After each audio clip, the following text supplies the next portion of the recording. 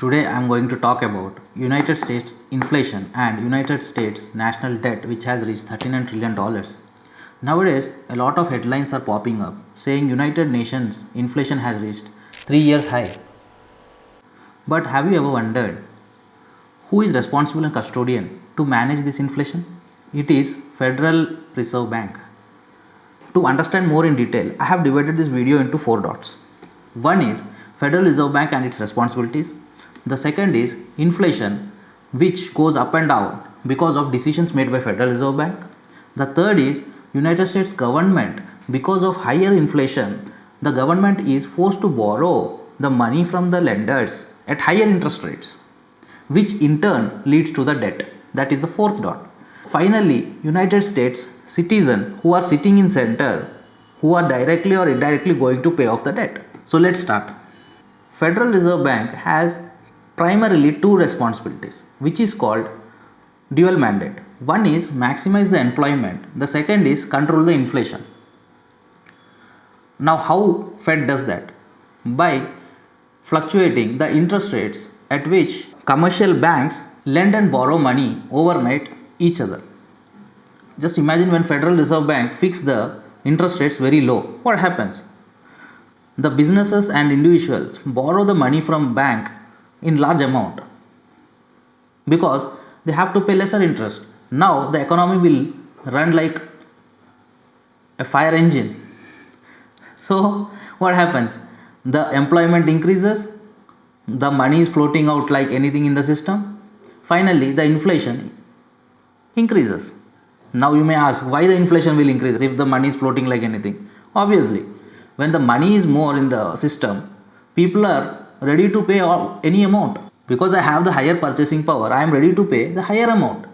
That is how. So when the interest rates are low, the money from the commercial banks move very fast and inflation goes up. Now just imagine in another way. Let's say if the interest rates are high, what happens? The businesses won't borrow money in that extent from the commercial banks. Then the businesses come down, unemployment rate increases, and inflations come down. This is how, by fluctuating the interest rates, Federal Reserve Bank manage the inflation. You can imagine in other way, that is a seesaw.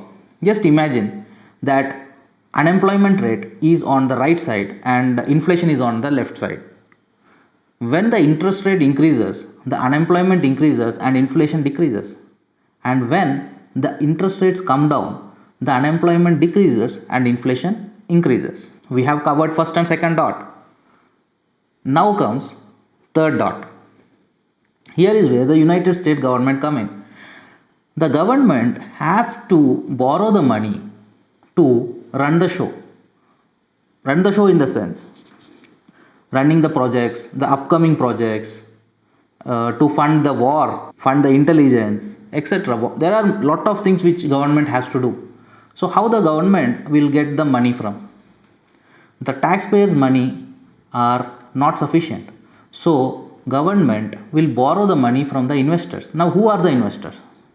These investors are hugely insurance, pension funds, the institutions, or the nations like China, Japan, etc. In return, government issue bonds. Now with these bonds, a certain interest rate is tied up. Government is liable to pay the interest to the lender for certain amount of time, maybe 5 years, 10 years, 15 years, 30 years, accordingly. So what happens? Government pays the interest for the borrowed money for certain years of time and also the principal finally at the maturity to the lender. Now when government keeps on borrowing the money to address the spendings, what happens? Debt increases. Now the debt has reached $39 trillion. This $39 trillion is not only the principal which is collected, it is also the interest which government has to pay out in the course of time. Now when we are speaking about the debt, we must also understand one more thing, which is called debt to GDP ratio. Let me bring on to the screen. United Nations debt to GDP ratio is at 123.2%. What does that mean? It means the total GDP is at 31.8 and the debt is at 39.2 trillion. It means 23% of higher debt than the GDP. This is a primary measurement how we can calculate the health of an economy.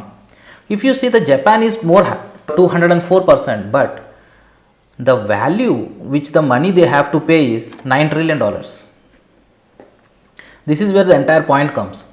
Out of all the superior nations, I mean to say the world top economies, United Nations has $39 trillion, which is huge than anyone else. Now, whether such situations came in the past? Yes. In the history, after World War II, that is 1945, the United Nations debt was at the peak. Then Fed Bank and government controlled it by imposing financial repression. Now, what is financial repression and how it worked? If you look into the graph, the red line is inflation, the black line is the debt to GDP ratio, and the blue line is the interest rates. Now, what the government did is forcefully imposed the interest rate at very low, that is 2.5. Now, the question is, if the inflation is so high, who is going to lend government at very low interest rates? This is where the law was imposed. According to the law, the institutions of government such as pension funds, insurance, the banks have to lend the government at very low interest rates. Now, government started to enjoy the money at low interest rates and the institutions and banks started to bleed because of high inflation. Slowly, in the due course of time, government has penetrated all this money into the economy. Slowly, the economy started to boom up. The inflation dropped and the debt also came down. After 10 years, government realized if they continue the same, the dollar value may depreciate. So what they did, slowly increase the interest rate where everything is controlled. The debt to ratio, the interest and the inflation is under control. Finally, they have managed everything. Now, by 1980, once again the inflation started to increase. As the inflation increased, they have also increased the interest rates. Slowly, debt has also started to change the curve at 1980. So, this is how the government has managed in the past. Now, we have to see the current chair, Kevin Walsh, and the government, what they are going to do, how they are going to battle this debt and the inflation altogether. Thank you. If you like the content, please like and subscribe. Bye.